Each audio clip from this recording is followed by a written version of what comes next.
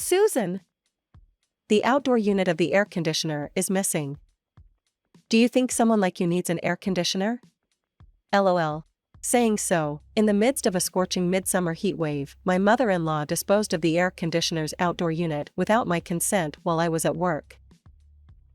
Are you telling me to endure this scorching heat without air conditioning? Of course, right? Well, then, I'm going to Singapore starting tomorrow, so take care of things at home while I'm away. My mother-in-law left the house with a skip in her step, carrying a large suitcase. She appeared to be so satisfied, harassing me. I'll get you for this.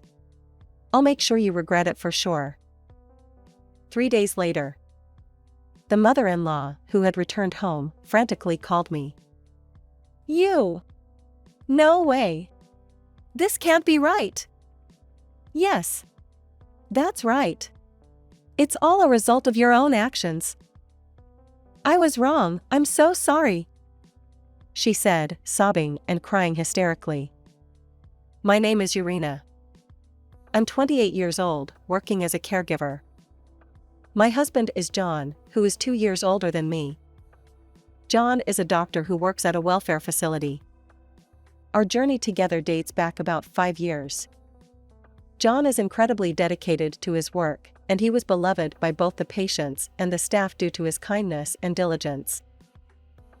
I was 23 at the time, still a new employee, and I had so much to learn.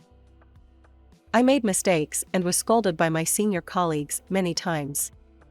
There were many days when I wondered, is it okay for someone like me to keep working here? Then, it was John who talked to me. He quietly came over and said, "Are you okay? Are you tired? You'll feel better if you have something sweet. This. That's right. It's a candy. It's delicious." Just like an Osaka auntie, John had a lot of candy in his white coat. I couldn't help but laugh at the cute side of the popular doctor. You look cute when you laugh. Hang in there, rookie, said John, and waved as he went back to work. Is there a woman who wouldn't fall for such a kind and cute doctor? I couldn't help but think that way and quickly fell in love with him. Once I know I like someone, I go all in, so made a strong approach to John. John finally succumbed to my persistence, and we started dating. And then, a year later, John proposed to me, and we decided to get married. I thought a happy married life was about to begin. However, something happened when we went to visit my in-laws for the introduction. You see, my mom, she has a bit strong character. I'm sorry if she acts rude. Don't worry about what she says. My husband had told me in advance. I wondered what strong character meant. With apprehension, I rang the doorbell. Soon after, my in-laws came out. Oh, John, it's been a while. How have you been? Have you been staying well? Yeah, it's been a while. I'm doing well. How about you, Mom and Dad? We're doing good. We're so happy to see your face after such a long time. Huh? Can she not see me? I couldn't help but wonder as my mother-in-law didn't even attempt to look at me. Hi. Nice to meet you. I gathered up the courage and spoke to my mother-in-law. She frowned and finally looked at me, but she didn't say anything. Huh, is she ignoring me? She quickly turned her head back to John and put a bright smile on her face. Come on in, John, come on in. It seemed like my mother-in-law had no interest in anyone except my husband. I already felt discouraged by my mother-in-law's attitude. Once we were inside the house, I met my father-in-law. I'm Urena. I'd like to introduce myself as John and I are getting married. Nice to meet you. Thank you for coming all this way today. Don't be too formal, just make yourself at home. My father-in-law warmly smiled and welcomed me with a friendly demeanor. He was quite the opposite of my mother-in-law. He asked me a lot of questions to make sure I am included, and helped to ease the atmosphere. He was gentle and kind, just like my husband. However, my mother-in-law, on the other hand, continued to show no interest in me. She did speak to me once, but it was just to say, "You don't look that impressive." After that, she made no effort to speak with me. My husband and father-in-law tried to mediate, and the day eventually ended.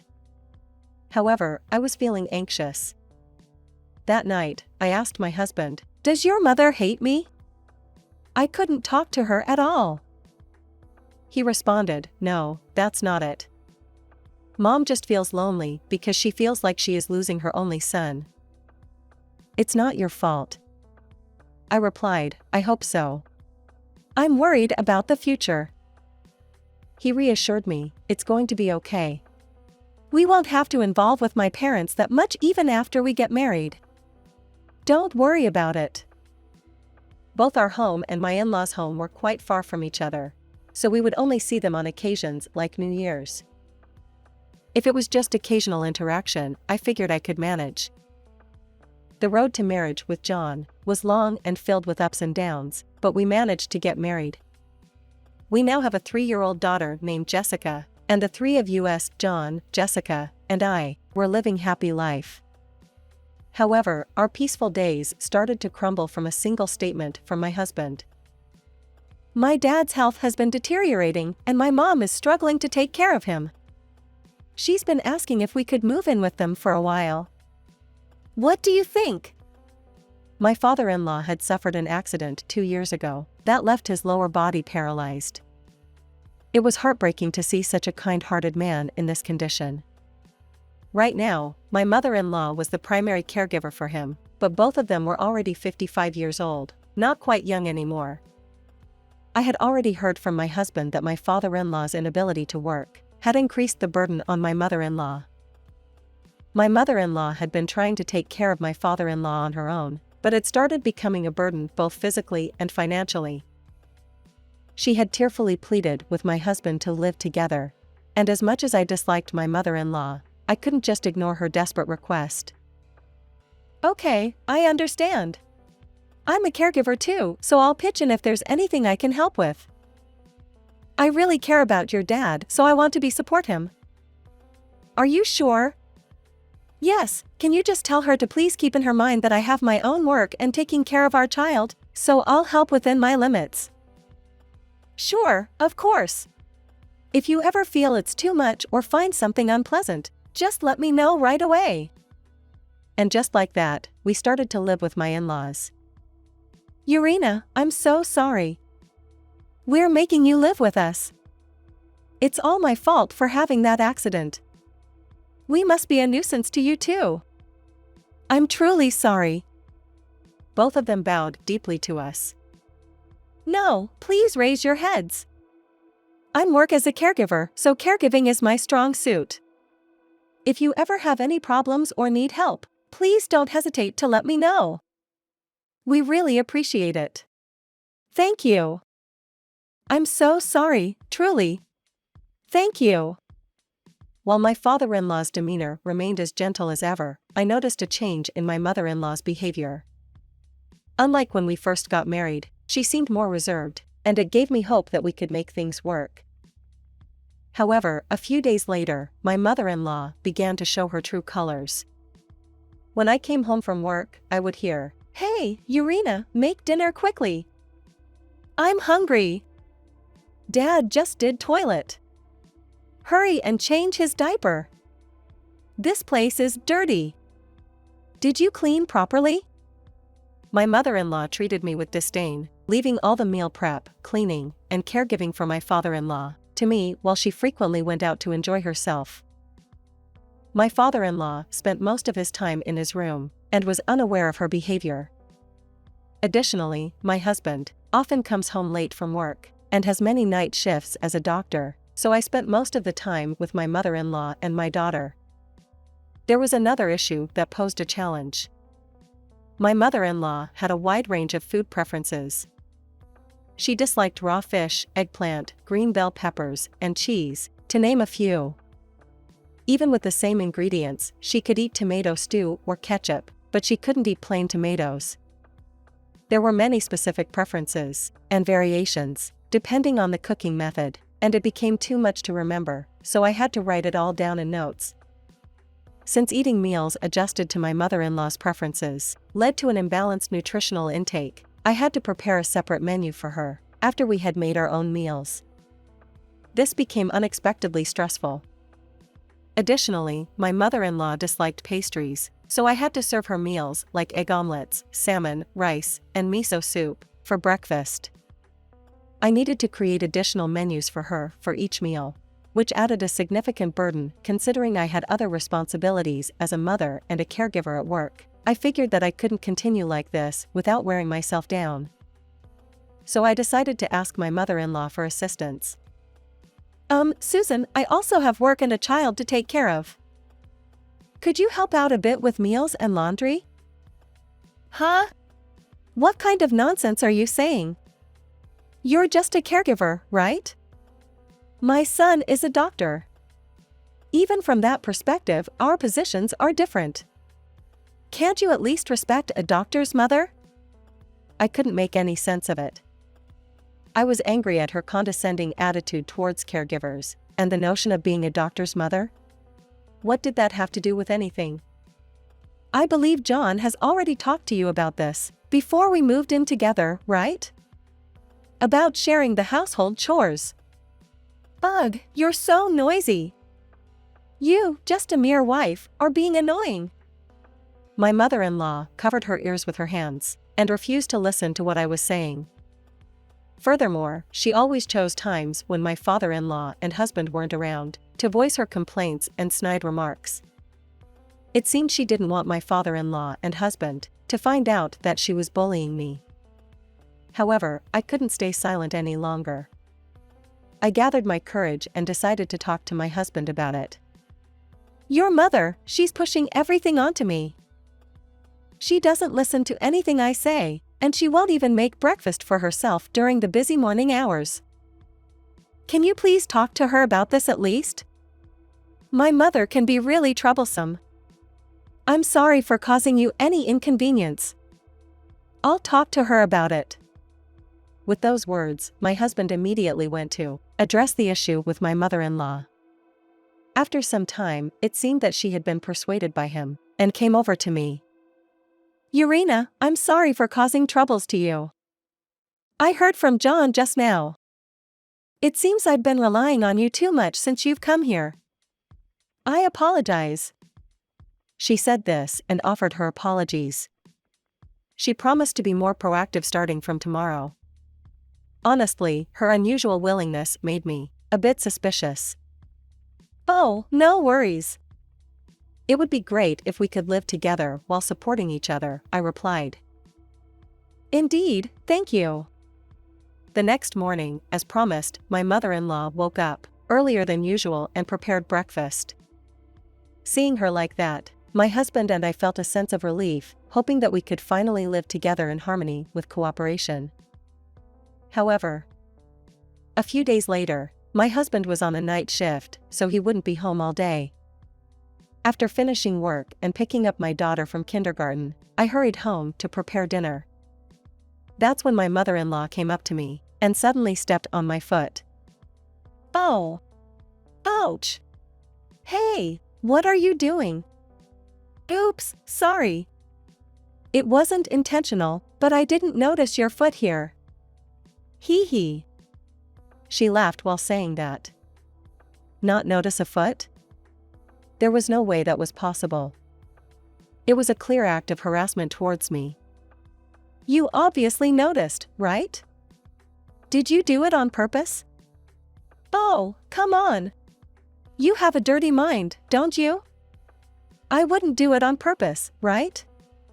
Maybe this is a punishment for someone who tattled on John? My mother-in-law chuckled while saying that. I see, she was still upset about what had happened the other day, that I had talked to my husband about her. Tattled? I simply told the truth. You're such a terrible daughter-in-law. John got mad at me because of you. And don't tell my husband either. It'll get more complicated. You do understand what will happen if you tattle again, right? Her words were laced with a clear threat. I was completely overwhelmed by her intense gaze. Fine. I understand. Humph. Well, as long as you do. I was too exasperated to respond any further. If she didn't want to be exposed, she shouldn't have done it in the first place. I tried to let it go, thinking it was over after she stepped on my foot. However, one day, when I returned from work and went to turn on the air conditioner in my room, I reached for the remote control. I pressed the power button on it as usual, but it wouldn't turn on no matter how many times I pressed it. It was a scorching hot day in August, so the heat was suffocating without the air conditioner. Mom, it's so hot. I'm sorry, Jessica. Just wait a moment. I was worried if the air conditioner was broken. My daughter was suffering in the heat. Strangely, my mother-in-law was smirking while watching us. Something was off. That expression on her face hinted that she had done something. I went to check the outdoor unit on the balcony, thinking that my mother-in-law might have stuffed something in it. Believe it or not, the outdoor unit had completely disappeared. Not just from my room, but also from my daughter's room and the living room. However, the units in my husband's and father-in-law's rooms were untouched. The only person who could have done this was my mother-in-law. Susan. The outdoor units for the air conditioners are missing. I was furious and my face turned bright red. This just went too far. I couldn't believe it. Something as extravagant as air conditioners is unnecessary for someone like you, right? That's why I had a technician come and take them away today. John earns well, so we can't indulge you. It made absolutely no sense to take such an action, for such bizarre reasons. Furthermore, she had removed the units from my daughter's room. I sleep with my 3-year-old daughter in my room, but she often played in her room. You want us to endure this heat wave without air conditioning? Of course, right? By the way, I'm leaving to Singapore with my friends now, so take care of the house without air conditioning. Enjoy the discomfort, okay? She left the house, leaving my father-in-law, my daughter, and me behind. She even left the house with a skip in her step, appeared to be as if she took great pleasure in being able to harass me, while carrying a large suitcase. I'll never forgive this. Remember it. My mother-in-law's trip is for 2 nights and 3 days, and she won't be back for the next 3 days. During this time, I took some action. 3 days later, my husband, daughter, father-in-law, and I had all left the in-laws' house together. In fact, my younger brother had purchased a condo at a young age and was living there, but was currently working abroad and didn't have any immediate plans to return to Japan. So, I asked my brother if we could stay there until we found our next home, and he agreed to let us. My mother-in-law, who had returned from Singapore, started calling us in a panic. Urena, what's going on here? Why is no one at home? Oh, I left because it seemed like you really didn't want to live with me. Hey! Why on earth would you do something like that? What about John and Jessica? And Daniel isn't there either. John, Jessica, and even Daniel-san all left the house with me. There's no way John and Daniel would do such a thing. Besides, all the furniture and appliances are gone from the house. What on earth is going on here? She hysterically screamed. What goes around comes around. Yes, during the 3 days while my mother-in-law was abroad, I exposed to all the various harassment and mistreatment I had endured from her over the years, to my husband and father-in-law. Hearing all of it, my father-in-law was the angriest. That woman! Even with young kids around. I can't believe it. Urena, I'm truly sorry. No, it's not your fault at all, Daniel. I have a great idea. Are you sure about this? Doing something like that? Yeah, I've already made up my mind. With those words, my father-in-law sold all the furniture and appliances that were in the house to a recycling shop. Many of them were already quite old, so they weren't needed. My father-in-law wanted to make my mother-in-law regret her actions more than anything. With that, the house had nothing with nobody living there. When my mother-in-law returned home, the house had transformed into an empty house. It's no wonder that my mother-in-law was panicking when she called. You didn't tell Daniel and John everything, did you? Yes. That's correct. Both your husband and John were quite angry. I specifically told you not to say anything, didn't I? It's all a result of your own actions. My mother-in-law knew that my father-in-law could be quite frightening once he was angry, and would never change his decisions. She was panicking, especially since she didn't want my father-in-law to know the whole story. Then my father-in-law said, "Urena, please let me talk to her for a moment," and took the phone. "Oh, Susan. You really did it, huh? You've been quite a bully to Urena, who has taken care of everything." "No, that's not true. That person is lying." "Oh, Urena is lying? I don't really believe that. By the way, Susan, who did you go on an overseas trip with?" "Who I went with? What do you mean?" "I went with a friend." "But that's not the point now, is it?" I, too, found my father-in-law's question a bit puzzling. A friend. You're still a liar. I actually know something." "What do you mean?" "The person you went on the trip with was a man, right? I've actually been suspicious of your frequent outings for a while. I even consulted an acquaintance who's a lawyer, and lots of evidence came up." "What? Why, this can't be true, right?" "No, I want a divorce." The shocking statement from my father-in-law left both my husband and me utterly astonished. "Divorce?" "Yeah, that's right. Taking advantage of my inability to move. You had plenty of fun, it seems." "I can't deal with someone like that. So, please get a divorce. I already filled out a divorce paper. You'll find them in my room." I couldn't believe it. My 55-year-old mother-in-law was having an affair. No wonder she had been going out so frequently. "I was the one who did wrong. I'm sorry," she sobbed and screamed. However, my father-in-law seemed resolute, and her plea appeared to fall on deaf ears. "It's decided."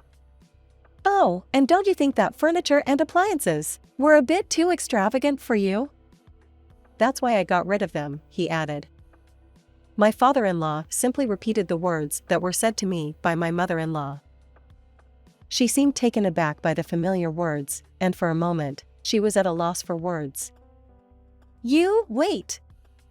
I'm sorry. I'm so sorry." She seemed quite flustered, repeatedly apologizing. But my father-in-law ignored her, and abruptly hung up the phone. For him, there was no way to forgive what my mother-in-law had done. My husband was shocked by the sudden divorce, but he had an accepting look on his face. Afterward, the divorce between my mother-in-law and father-in-law was finalized. My mother-in-law repeatedly cried out, saying, "I can't live without John and Daniel." However, John and my father-in-law had decided they would never listen to her again.